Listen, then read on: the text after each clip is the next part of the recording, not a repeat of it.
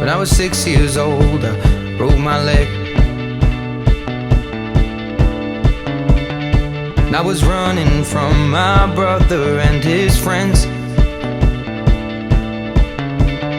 and tasted the sweet perfume of the mountain grass I rolled down. I was younger then. Take me back to when I found my heart, broke it here, made friends and lost them through the years. And I've not seen the boring. So, what does a normal day look? Well, I guess in sports there's no such thing as a normal day. So, what does a day look like for you, especially like today? Like, what would today look like for you? Yeah, so I'm the assistant general manager of sales here with the Sea Dogs. So I oversee everything that kind of goes on for things that we sell. So tickets, group tickets, sponsorships, things of that nature. So that's what our team works on. So I really work on the entertainment pieces and the parts you see around the ballpark like that, some vendors, concessions, things along those lines, but nothing really on the player development side.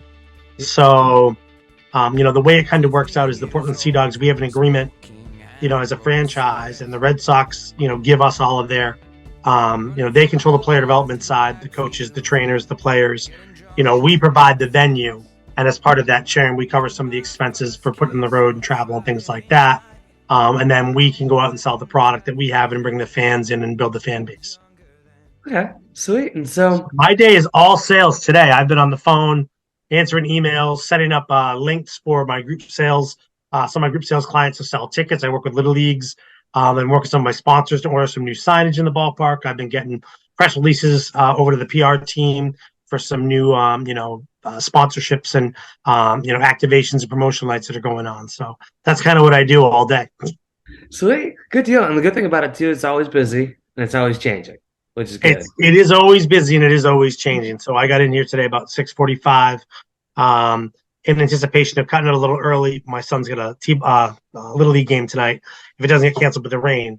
But otherwise, normally we come in and we start our day around 8:45 with a meeting and then go about our day. And then on days we have the games, we stay through the game, obviously. On days we don't, we kind of are, 8:45 to 5 type of shop.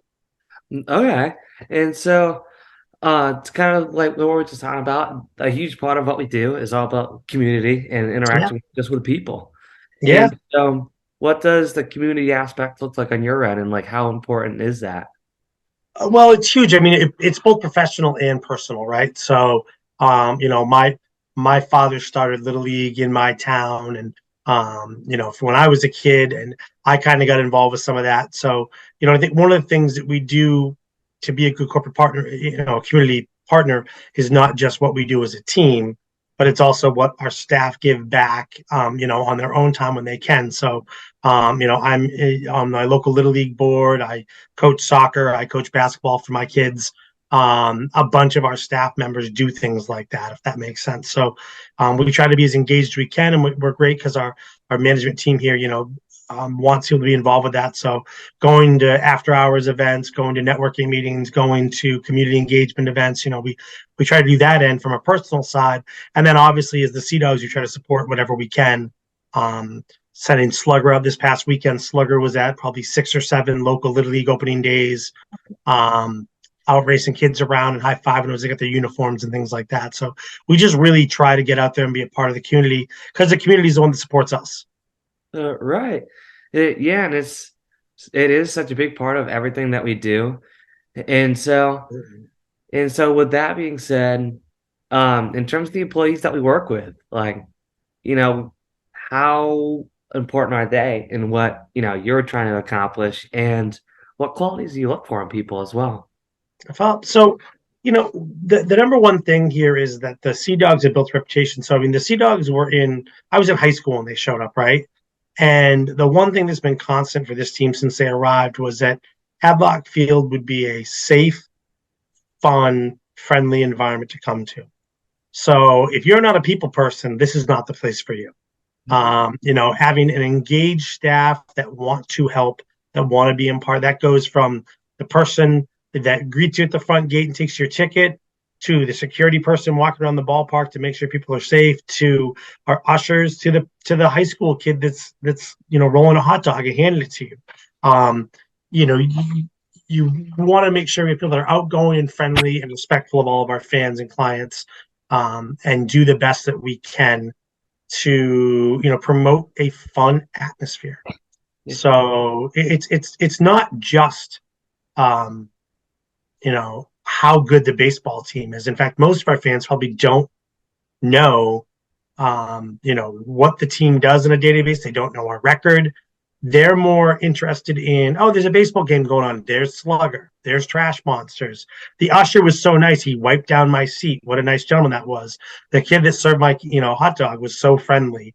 The Sea Dog biscuit vendors were so much fun. That is more important to them than the wins and losses on the field. Sure, there are baseball purists that want to, see the next Red Sox superstar. I love the game, but most of our fans are here because they want to have fun with their family. They want to have fun with the little league they're coming to the game with, or their church group, or their school PTA, or their company summer picnic, or whatever it is.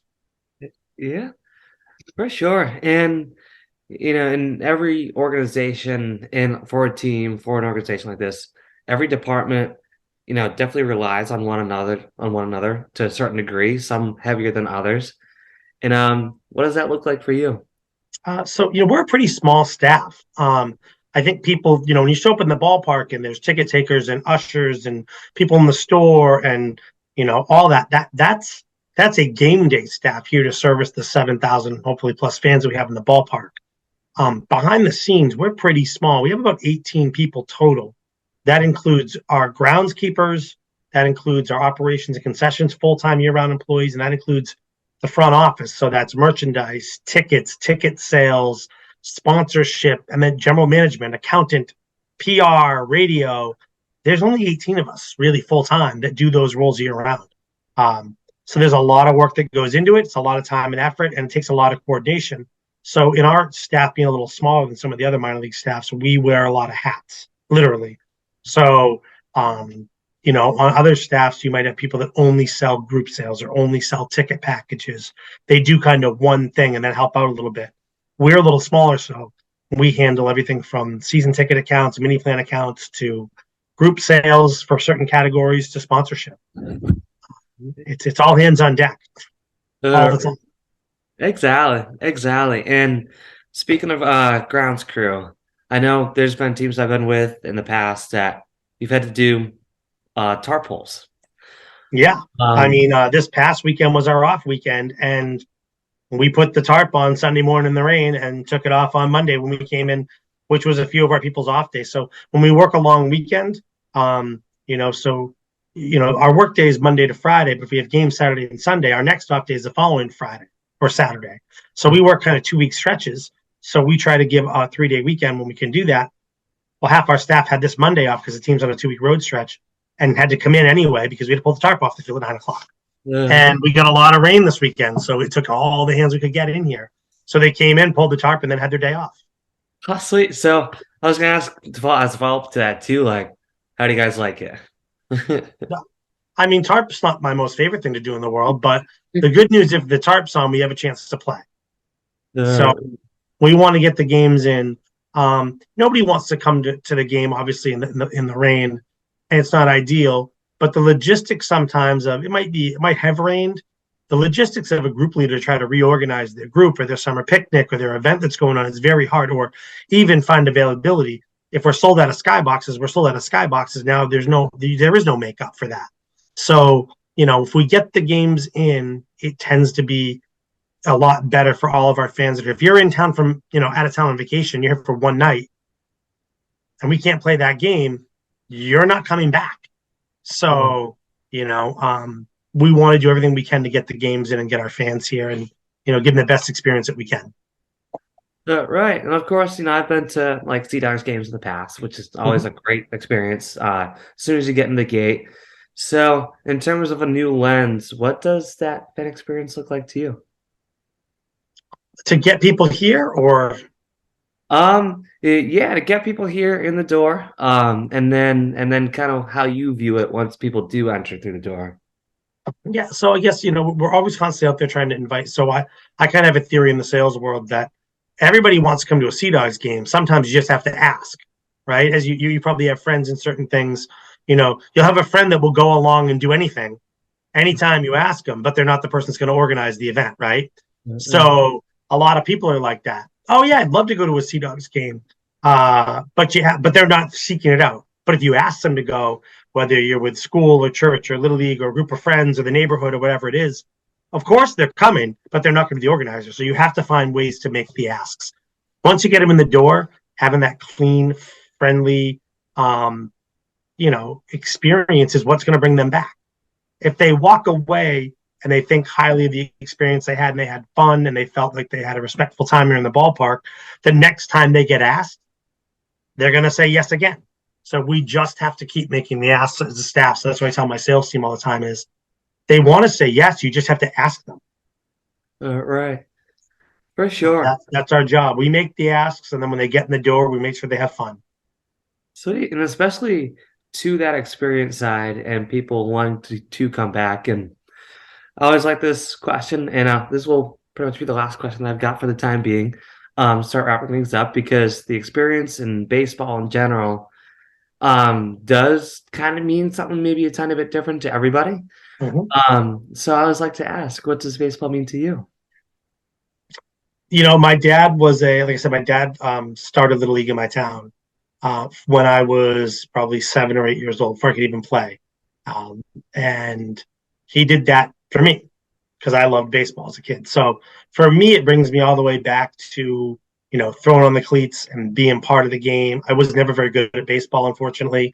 I think I played, Little League, and then I played Babe Ruth until I was like 14 years old. I wasn't good enough to make it beyond that. But then I ended up taking that experience and I worked for the baseball team in high school. And then I spent 4 years in college working for Wheaton College, being a statistician and working for that team, which was a first year program at the time. And then, my freshman year, I went through the first 4 years there. So to me, it's all that. It's some of the best memories I have, from being a kid all the way up through high school and being involved in college was my time being part of a team. And obviously, I'm not part of that team on the field with the Sea Dogs players, but when you work in this world, you get twofold. I get to be part of our team, the front office staff, enjoying something that I enjoyed my whole life. And then on the flip side of that is I get to see everybody's smiles. I mean, having little kids come up and high five Slugger or a trash monster in front of you, is just an awesome experience. And it's something I'm so lucky, my kids have basically grown up in the ballpark. So they've had an opportunity to come here and just be a part of it since they were little kids. And, now watching other people have that experience. So for me, it's all that. It means everything. From bringing me back to when I was a little kid to watching my kids experience that to now my kids are getting older, watching other people have that experience with their children. And it's great. I mean, I always tell people I could probably be a salesperson somewhere else and do something, but I probably wouldn't believe in it, and I really ultimately believe if you come to this park, you're going to get your money's worth and then some, and it's going to be a great, just great experience for you all around. And that's something I can sell. So that's why I keep doing it. Yeah, sure. That's awesome. Thanks so much for that too. And that's definitely something on my end too. Like every time we go, like we always can't stop talking about it. Like especially afterwards too. Like which is great.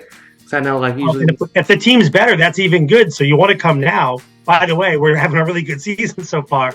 We made the playoffs last year in the second half, and our team is just rolling right now. So if you are a baseball fan, now is the time to come too. We've got, the prospects. We've got Cedar Rafaela here and some other people that might not be here all year. That's another whole part of it too. If you love baseball, man, you can sit so much closer here than you can, you can sit behind home plate for, $12 or $13 on seats that cost, hundreds and hundreds and hundreds of dollars at my park.